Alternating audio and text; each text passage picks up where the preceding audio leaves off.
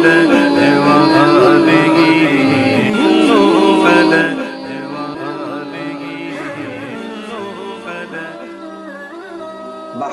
خواجہ عثمان ہارون مدد کلیہ معین الدین چشتی۔ السلام علیکم رحمۃ اللہ وبرکاتہ۔ خیر مقدم ہے آپ کا فدا نامے میں۔ قطب الاقطاب، ناصر الاسلام، عارف اسرار رحمانی، واصل ذات باری، محبوب صاحب لامکانی، شیخ الاسلام حضرت خواجہ محمد عثمان ہارونی علیہ رحمت رضوان کا ذکر خیر آپ کے سامنے کر رہے ہیں۔ حضرت خواجہ عثمان ہارونی علیہ رحمت رضوان کا شمار اکابرین امت اور کبار اولیاء کرام و مشائخ اعظام میں ہوتا ہے۔ علوم ظاہریہ، علوم باطنیہ، شریعت و طریقت، تصوف و معرفت میں مجمع البحرین تھے۔ تاریخ مشائخ چشت میں ہے در علم شریعت و طریقت و حقیقت عالم بود۔ صاحب سب سنابیل حضرت میر سید عبدالواحد بلگرامی علیہ الرحمہ نے بیت و خلافت کا تذکرہ یوں فرمایا ہے، لکھتے ہیں حضرت خواجہ عثمان ہارون علیہ الرحمہ کی عمر کافی تھی، آپ نے سفر بھی بہت کیے۔ جب حضرت خواجہ شریف زندانی علیہ رحمت رضوان کی خدمت میں پہنچے تو عرض کی، بندہ عثمان کی تمنا ہے کہ حضور والا کی مریدوں میں شمار کیا جائے۔ خواجہ شریف زندانی نے قبول کیا اور خلافت کی کلاه چار ترکی عنایت کی، قینچی بالوں پر چلائی اور فرمایا، مصطفیٰ جان رحمت صلی اللہ علیہ وسلم نے کلاه چار ترکی استعمال فرمائی ہے، تمام کائنات کو خدا کی محبت میں چھوڑ کر فقر و فاقہ اختیار فرمایا ہے، فقیر اور غریبوں سے محبت رکھی ہے، لہٰذا جو شخص کلاه چار ترکی سر پر رکھے اسے چاہیے کہ مصطفیٰ جان رحمت صلی اللہ علیہ وسلم کی پیروی کرے اور ہر شخص کو اپنے سے برتر جانے۔ جو شخص تکبر اختیار کرے اور اپنی فوقیت چاہے وہ درویش نہیں، نفس پرست ہے، راہنما نہیں، راہزن ہے، مشائخ کے خرقے کے لائق نہیں، وہ چور ہے، اہل نعمت نہیں، بے نصیب ہے، مشائخ اس سے بیزار ہیں، درویشی کا لباس اس پر حرام ہے، اسے خرقہ پہنانا جائز نہیں اور نہ ہی کلاه چار ترکی سر پر رکھنا اور مرید کرنا۔ خواجہ عثمان ہارونی رحمہ اللہ علیہ نے شیخ کی نصیحت قبول کی اور گوشہ نشین ہو کر ذکر لا الہ الا اللہ میں مشغول ہو گئے۔ 3 برس کے بعد حضرت خواجہ شریف زندانی نے خلافت کی کمبل پہنائی اور فرمایا، اے عثمان، تمہیں میں نے پیدا کرنے والے کی بارگاہ میں پیش کیا، تمہیں پسند کیا گیا ہے۔ اور پھر حضرت خواجہ شریف زندانی نے اسم اعظم جسے اپنے مرشد سے حاصل کیا تھا خواجہ عثمان ہارونی رحمہ اللہ علیہ کو سکھا دیا، جس سے علم معرفت کے اسرار اور شریعت و طریقت و حقیقت کے رموز آپ پر منکشف ہو گئے۔ مرشد خواجہ غریب نواز شیخ الاسلام حضرت خواجہ عثمان ہارونی رحمہ اللہ علیہ کا اسم گرامی حضرت خواجہ عثمان ہارونی، کنیت ابو النور، لقب شیخ الاسلام، سلسلہ نسب آپ کا 11ویں پشت میں حضرت مولا کائنات شہر خدا تک پہنچتا ہے۔ آپ کی ولادت اکثر مورخین کے نزدیک 536 ہجری 1141 عیسوی کو قصبہ ہارون یا ہارون خراسان میں ہوئی۔ ہارون یا ہارون اس مقام کی وجہ سے حضرت خواجہ عثمان ہارونی کو ہارونی کہا جاتا ہے۔ ان کا مقام کا اصل نام کیا ہے؟ بعض ہارون اور اکثر ہارون کہتے ہیں۔ خیر المجالس میں ہے، صحیح تو ہارونی ہے لیکن عوام و خاص کی قلم و زبان پر ہارونی چڑھا ہوا ہے اور بہت مشہور دعائیہ شعر ہے۔ بحق خواجہ عثمان ہارون مدد کلیہ معین الدین چشتی۔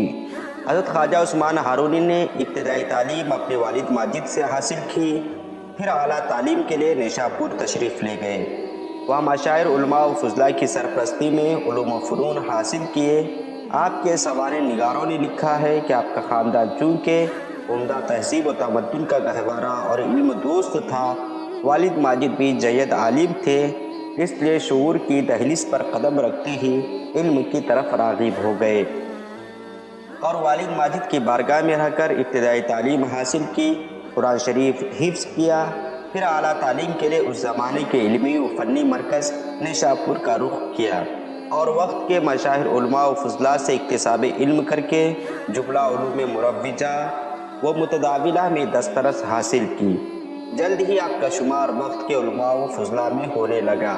ظاہر علوم کی تکمیل اس مرد باصفا کی آخری منزل نہ تھی، اس لیے علوم باطنیہ کی تحصیل کا عزم مصمم کیا۔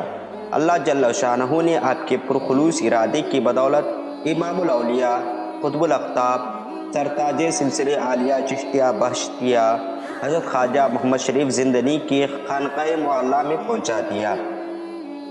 سلسلے عالیہ چشتیہ میں ان کے دست حق پرست پر بیعت ہوئے اور ان کی خدمت میں رہ کر سلوک کی منزل طے کرنے لگے۔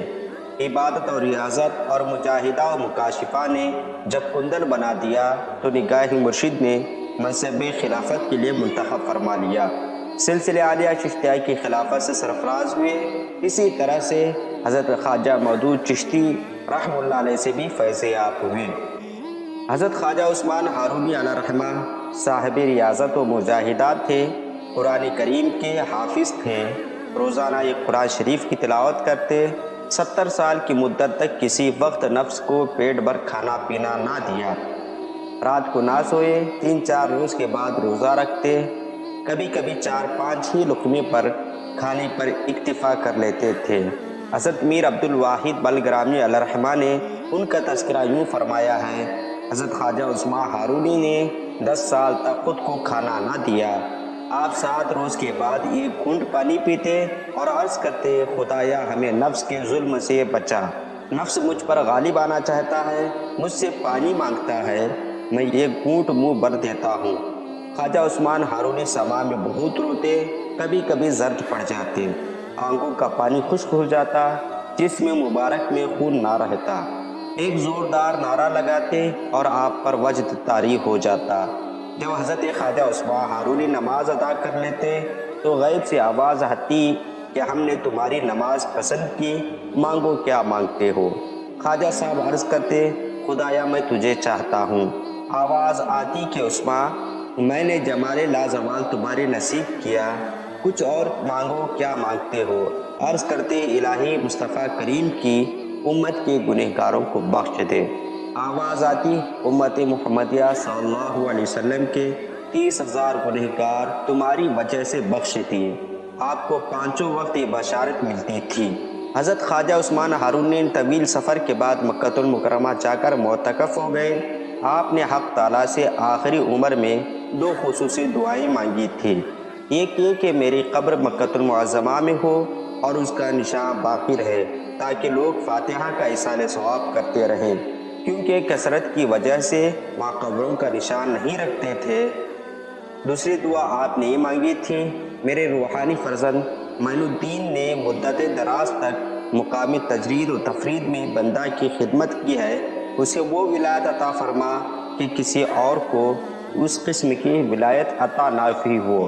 عاطفی غیبی نے آواز دی، تمہاری قبر مکہ میں ہوگی اور اس کا نشان کوئی نہ مٹا سکے گا، اور معین الدین کو ہندوستان کی وہ ولایت عطا ہوگی کہ جو آج تک ہم نے کسی کو نہیں دی۔ لیکن انہیں چاہیے کہ پہلے مدینہ المنورہ جائیں اور نبی کریم محمد مصطفیٰ صلی اللہ علیہ وسلم کی اجازت سے ہند کی ولایت میں جا کر تصرف کریں۔ بس حضرت خواجہ عثمان ہارونی نے اجابت دعا پر سجدہ شکر ادا کیا۔ حضرت خواجہ عثمان ہارونی سراپا فضل و کرامت تھے، جس پر ایک نگاہ ڈالتے بس ایک ہی نگاہ میں اس کا باطن سنور کر ولایت کے مقام پر فائز کرتے تھے۔ کتنے کفار آپ کے دست مبارک پر مشرف اسلام ہوئے، بے شمار فجار و فساق طائف ہوئے، بہت سے ولایت کے منصب اولیاء پر فائز ہوئے۔ ایک مقام پر آپ تشریف لے گئے، وہاں مجوسی تھے، آگ کی پوجا کرتے تھے، وہ آگ کی پوجا کر رہے تھے، آپ نے انہیں دعوت توحید دی، انہوں نے انکار کیا، آپ ان کا ایک چھوٹا بچہ لے کر آگ میں داخل ہو گئے، آگ نے کچھ نہیں کیا بلکہ وہ گلزار ہو گئے، بہت دیر تک آگ میں رہے، جب باہر تشریف لائے تو سارے مجوسی مسلمان ہو گئے۔ خواجہ عثمان ہارونی کی سب سے بڑی کرامت سلطان الہند عطائے رسول حضرت خواجہ معین الدین چشتی سنجری رحمہ اللہ علیہ کی ذات کریمی ہے۔ اسی طرح شیخ الاسلام حضرت شیخ نجم الدین صغرا ایسی نفوس قدسیہ جن کی تبلیغ سے لاکھوں غیر مسلم مشرب اسلام ہوئے، آپ کے ملفوظات انیس الارواح کے نام سے حضرت خواجہ غریب نواز نے جمع فرمائے ہیں۔ اسی طرح اللہ جل شانہ نے آپ کو ذوق شاعری بھی عطا فرمایا تھا۔ نمی دانم کے آخر چون دمی دیدار می رقصم، مگر نازم بائیں ذوق کے پیش یار می رقصم آپ کا مشہور زمانہ کلام ہے۔ خواجہ عثمان ہارونی کا وصال 5 شوال المکرم 617 ہجری مطابق 3 دسمبر 1220 عیسوی کو مکہ المکرمہ میں ہوا۔ آپ کی قبر انور شریف حسین محل کے احاطے میں واقع ہے۔ قبر آج تک محفوظ ہے، اس کے گرد لکڑی کا چبوترا ہے، یہ آپ کی دعا کا اثر ہے۔ نجدی وہابی حکومت بھی آپ کی قبر کا نشان نہ مٹا سکی۔ اللہ رب العزت کی بارگاہ میں دعا ہے، اللہ رب العزت حضرت خواجہ عثمان ہارونی کے قبر مبارک پر بے شمار رحمت نازل فرمائے اور ان کے توسل سے ہمارے گناہوں کو معاف فرمائے۔ ملتے ہیں اگلی ویڈیو میں۔ السلام علیکم۔